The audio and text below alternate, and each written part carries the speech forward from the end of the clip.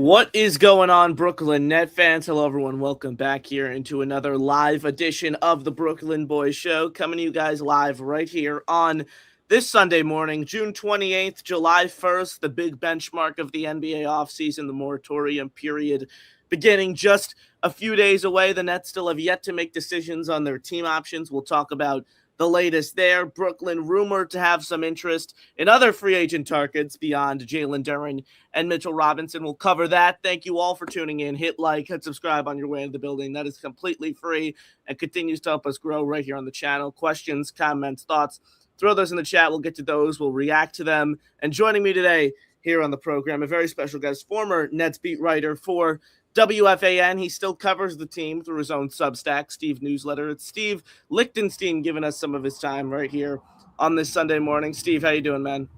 Very good, thanks. Thanks for having me. Of course, I'm looking forward to chopping it up with you. The draft is a few days behind us. Free agency, these guys the Nets could be going after seem to be all the rage. We talked yesterday about Mitchell Robinson and the report that the Nets have expressed interest in potentially stealing him from their crosstown rivals. The latest, according to Jake Fisher and Mark Stein of the Stein line, Keon Ellis and Rui Hachimura seem to be gaining traction as potential targets for the Brooklyn Nets this offseason. Your thoughts quickly on both those guys and how they could maybe potentially fit in Brooklyn? Well, if you're asking me my opinion as to, those guys are appropriate for this point in the rebuild, no. The last thing they need is another role player at another guard like Keon Ellis. And I don't know what their overall plan is, if they're planning to keep Michael Porter Jr. for another year, if they're planning on extending him. Why would you sign Hachimura playing basically the same position? Look, they're both fine players, and, I think both will probably get paid in free agency at their normal fair rate. Obviously, Hachimura more than Ellis. But, and Ellis in particular, very good player, but are you giving up on Powell right away to sign Ellis for a few more years? I don't see the point. Hachimura, again, pretty good player, not a creator, a guy who needs someone else to get the ball to him for him to be most effective. Low post guy, and, until you get a center who can stretch the floor, that he's going to find that a little bit more difficult in Brooklyn. So I would focus on the primary area of need right now, which is a center. They cannot go into the season. Well, let me put it this way. If they're going into the season with Day'Ron Sharpe and Danny Wolf as your number one and number two centers, you do not expect them to compete for a play-in spot.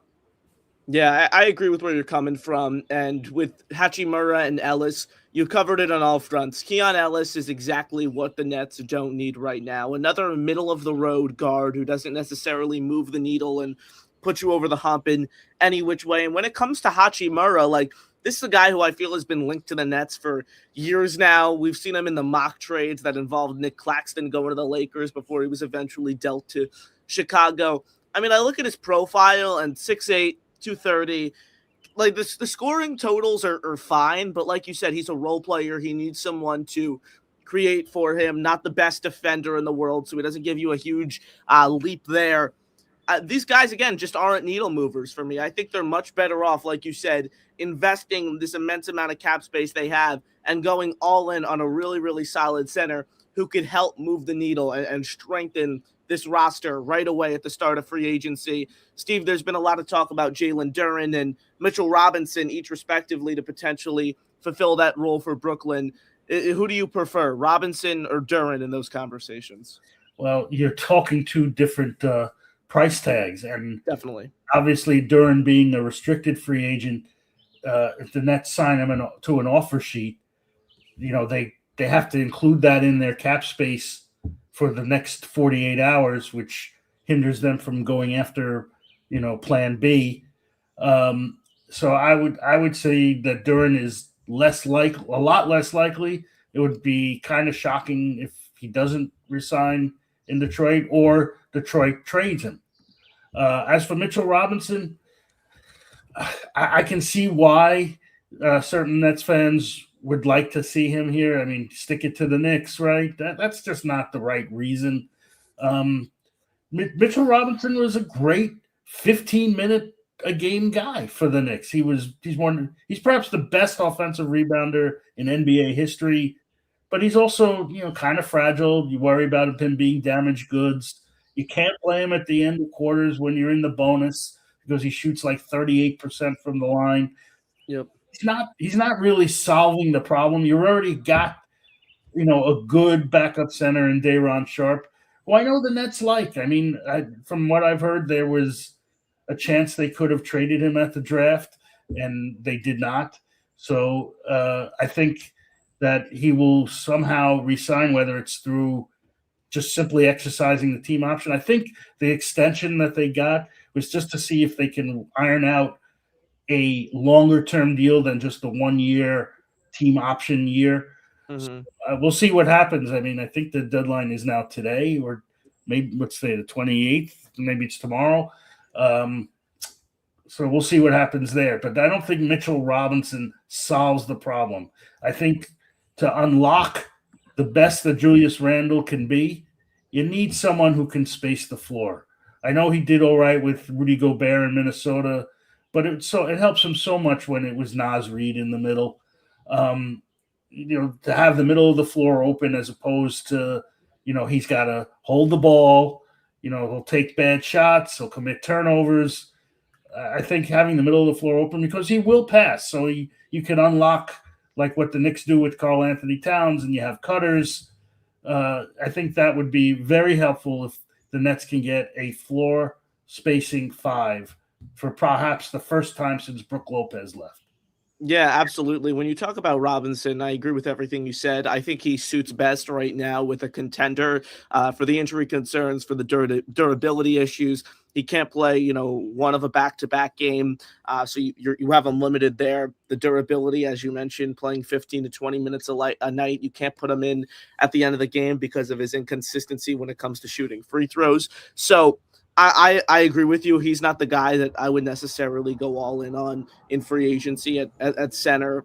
Duren is the guy that I've said, regardless of what it costs, I just think he will impact this team so much in every aspect. Defensively, the length, the rim protecting ability. He's developing a shot on the perimeter. He's able to drive with physicality and score at will. So Duren, although it would cost a lot, the Nets pretty much control the league in cap space for the second year in a row.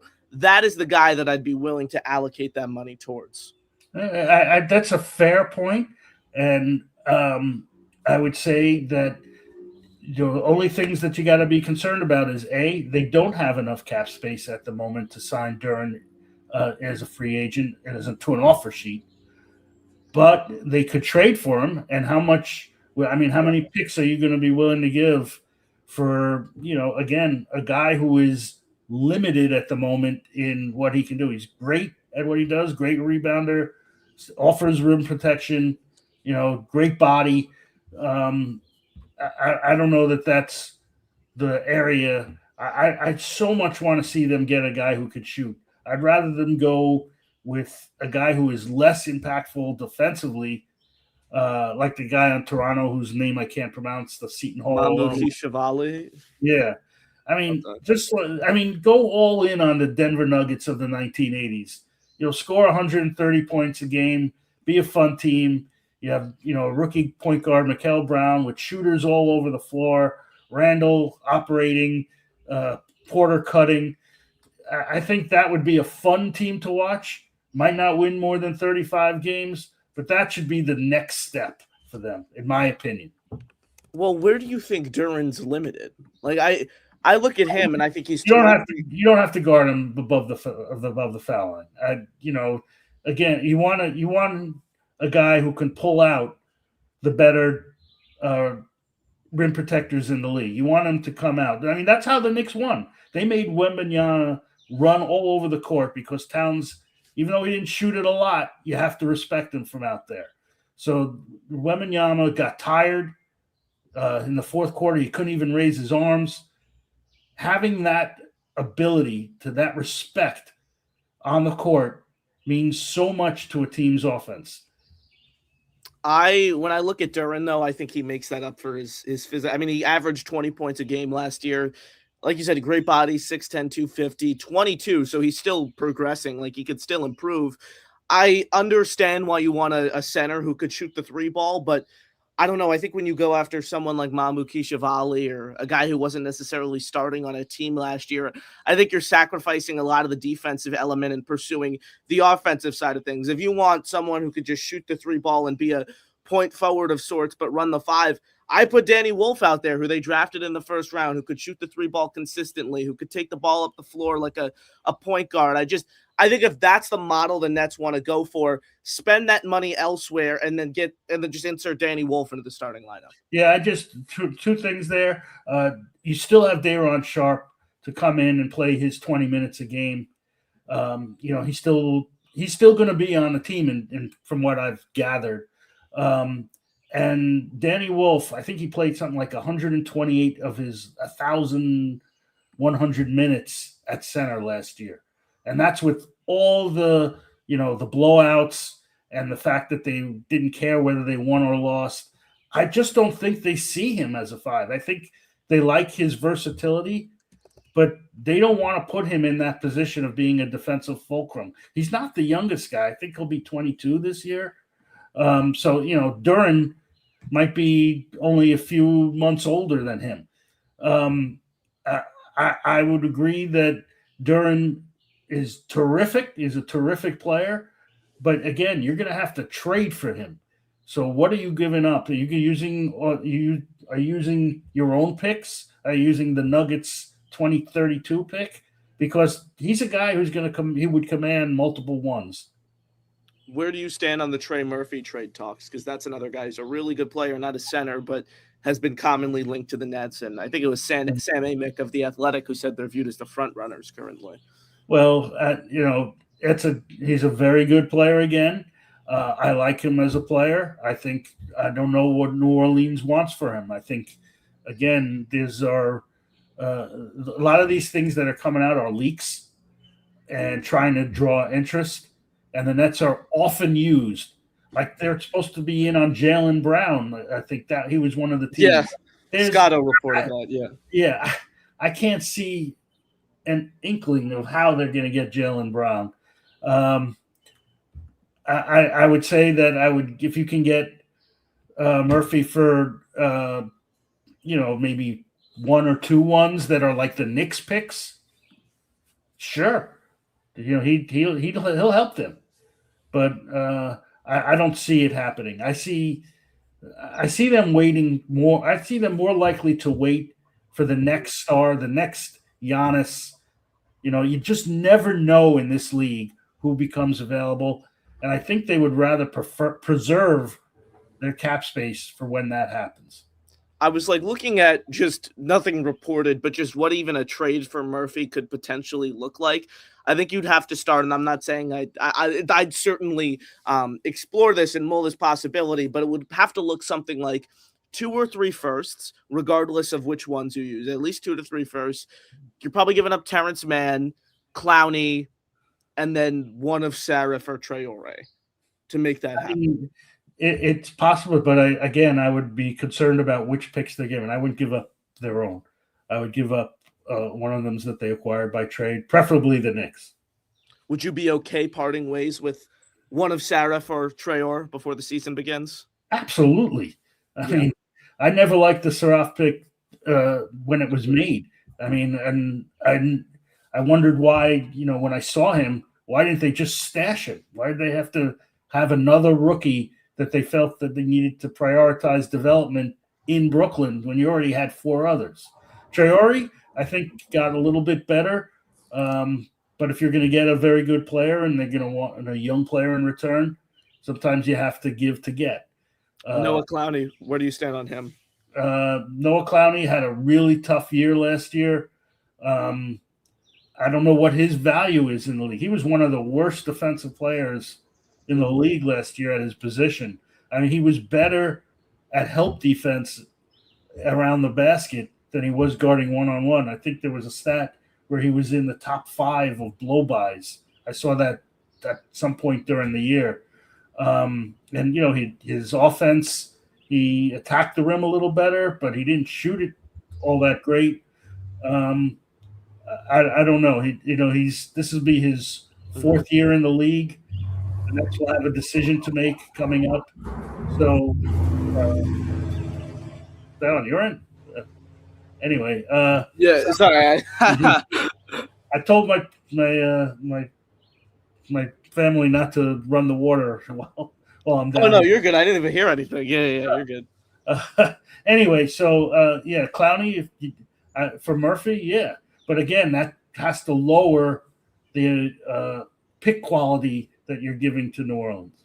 Yeah, certainly. And I think when you look at where the Nets stand right now, they still have to make moves. Like the draft, I think, has put them in a better position where they have their point guard of the future, and at least they hope you could probably move Yegor to the shooting guard spot where he may be a long-term wing for you. You have MPJ, you have Julius Randle. You're still searching for that center.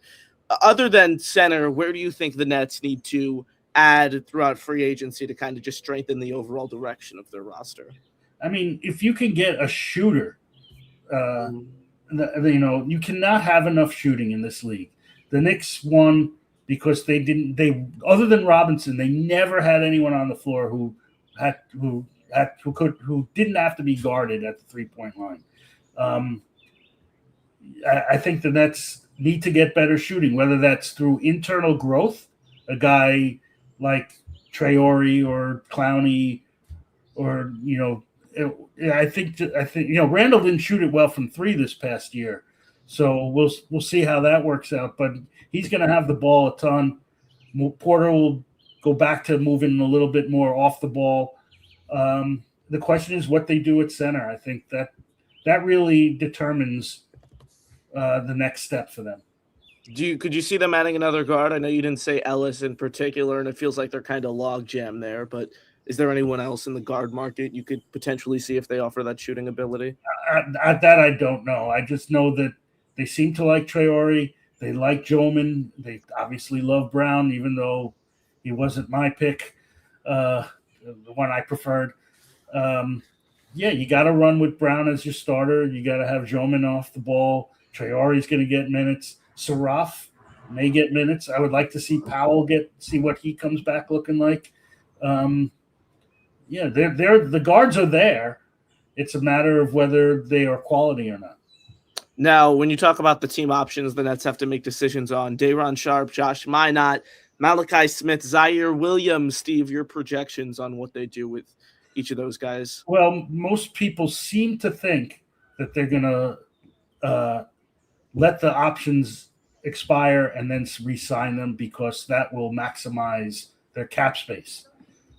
I don't know what their plan is on either of them. I could see them letting one or more go. I don't think Malachi Smith has a place really here. Yes, I could see Zaire Williams being let go, although the team seemed to love him last year. And Minott, again, 50-50 for me. I don't know. He showed a lot of good things. He had some injuries. It was very hard to evaluate last year because they just weren't trying to win. I mean, there were games where they wouldn't play Chaney Johnson. Yes. Because they thought he was doing too well. They had to put Trey Scott in for reinforcements. Right. So I don't know. How do you tell if Chaney Johnson is real or imagined, or projected by fans to be better than he really is?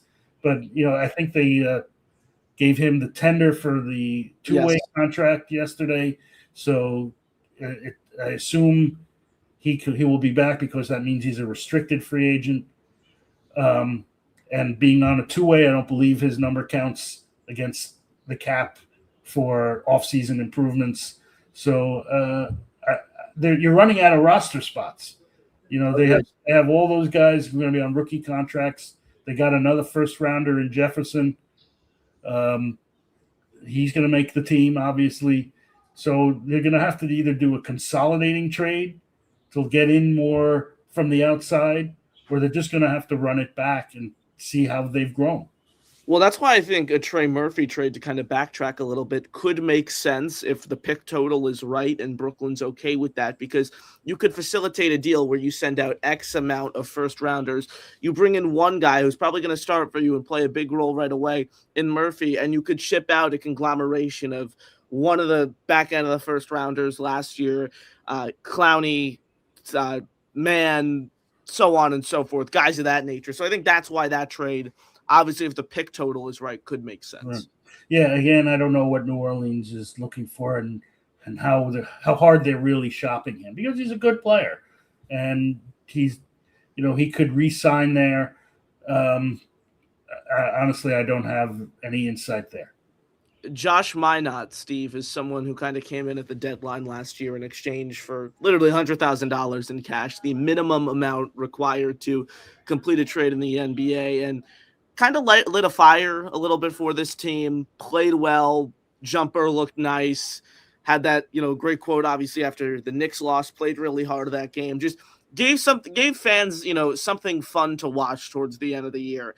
Now he's up with that team option. I know, as you said, a lot of people have speculated that Brooklyn's most likely going to decline those options and sign these guys back to new deals. Do you think he has a spot in Brooklyn moving forward? Again, he's a 50-50 guy for me. Remember, he could have played for Boston. He started the year as a starter, a rotation guy, and then all of a sudden Hugo Gonzalez usurped him, a rookie.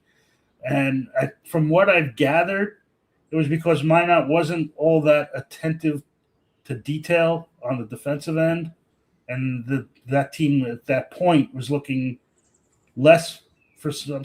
They didn't need someone as much to create offensively. When you have Jaylen Brown, this was before Tatum came back, but they still had Brown and Derek White and Pritchard, so they didn't really need as much of him to have the ball in his hands on offense. But they needed someone who would lock down defensively, and they just didn't like him.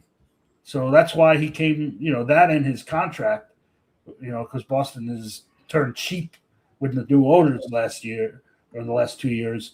So that's why he was able to be pawned off to Brooklyn so easily.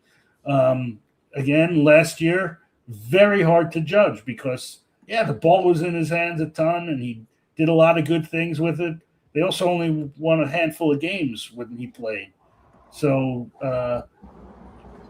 if you're going to keep him at a low number, even the team option number, that's fine. I don't know how much of a market he'll have beyond the vet minimum if he becomes a free agent. So I would say, maybe 50-50 he comes back, a little higher that he comes back. Hit like, hit subscribe, ladies and gentlemen. Thank you all for tuning in right here on the Brooklyn Boys Show. Steve Lichtenstein joining us right here on the program. Questions, comments, thoughts, throw those in the chat. We're going to get to those. Arian says Rui would have made sense pre-Randall trade. To an extent, I think Randall's a better player than he is, but I understand the logic just from I think Randall's a better creator than he is. I think Randall's a more offensive hub type guy, but you could see the fit more when you take Randall out of the picture. Yeah, I don't disagree. I don't know if Rui has the physicality that Randall has also. I think that area, I think Randall is going to make somebody's hurt. He doesn't do it all the time. You're going to have some issues where he doesn't run back on defense. But I think he's pretty physical underneath when he wants to be. I think that'll be very helpful for Brooklyn because Claxton just wasn't. Certainly. He just liked to show off how quick his feet were on the perimeter and didn't always come back into the paint to grab rebounds. And he had the length to get away with it. That's why he was so valuable as a rim protector. But then you had Day'Ron, who was doing all the rebounding and all the work in that regard, analytically graded out as one of the best rebounders these past few years. Because I see a lot of Laker fans interested in Terrence Mann. I think we could seriously dump his salary and maybe attach Minot or a second. I'm all for getting Terrence Mann off this roster, Steve. Yeah, I mean, if you can. I mean, the Hawks had to attach a first-round pick to do it. So I don't think the Nets are in that position. I think he's more of a salary filler type guy in a trade for a bigger name. if you in your example of Duran, he's a guy that would obviously fit in with what Detroit is doing, a little more veteran presence on the wing to help with them getting to the next step. I don't know. If Detroit does trade him, they just traded Stewart, and they have Paul. I don't know what Paul Reed is these days, whether he's coming back or not, but they're going to need a big. So maybe Sharp goes. I don't know. I don't know how that's going to work. Maybe it's a three-way trade where Detroit somehow gets their center back. Let's see. I like the signing of Lou Dort to develop Drake, make it happen. I've spoken about that a little bit. Dort, if he can give you something offensively coupled with his defensive prowess, I think he could fit into the rotation and obviously help Powell develop. I think Lou Dort will be going to a team that is closer to winning, to be that guy off the bench, the defensive stopper, kind of like the Marcus Smart type role with less offense. But I don't see him as a fit in Brooklyn. They don't need another guy who's going to want playing time. Money Mike says, what do you see Danny Wolf's ceiling as for this team? I think you and I had project him to be different than what the Nets did. We talked about it before. They don't seem to think he's a center. Positionless basketball works on offense, does not really work so well on defense. You need guys who can guard on the perimeter. You need rim protectors. You need a lot of wings who could scramble around and rotate out to the three-point line. I don't know what Wolf is on defense at this point. They seem to think he's a 4, and that's problematic at this point. He doesn't have the quickness to really handle that well at this point. Hit like, hit subscribe. Thank you all for tuning in right here on the Brooklyn Boys Show. We'll be back later today if there's any news regarding the Nets. If not, show ready again tomorrow morning around 10, 11 a.m. Steve Lichtenstein, thank you so much for taking the time right here on the show. You got any final thoughts, basketball related, non-basketball related? Share those. And then, of course, let everyone know where they could find you before we wrap. Well, I'm really hopeful that Mikael Brown plays some summer league basketball. If you're hearing, I've written this several times, if you're hearing they're holding him out as a precaution, be scared, because backs are tricky. And if, he's supposed to be 100%. So you don't play him every day. You could play him one every 3 or 4 days, but we should see him, and he should get some run, because the Nets could have, a ton of guys on their roster in these summer leagues because so many of them were rookies. Definitely. Steve, appreciate it. Let everyone know where they can find you quickly before we wrap things up. I have a Substack. Just Google Steve Lichtenstein. You can follow me on Twitter. I appreciate all the support Nets fans have given me through the years since I stopped covering the team in 2021. So thank you all. Thank you, Connor, for having me. Of course. Steve, thanks so much for taking the time. Read Steve at his newsletter, Steve's newsletter on Substack.com. Thank you all for joining us. Hit like, hit subscribe. That'll do it for us. For Steve, I'm Connor saying have a great rest of your day, everyone. And as always, go Nets, baby. Peace out, folks.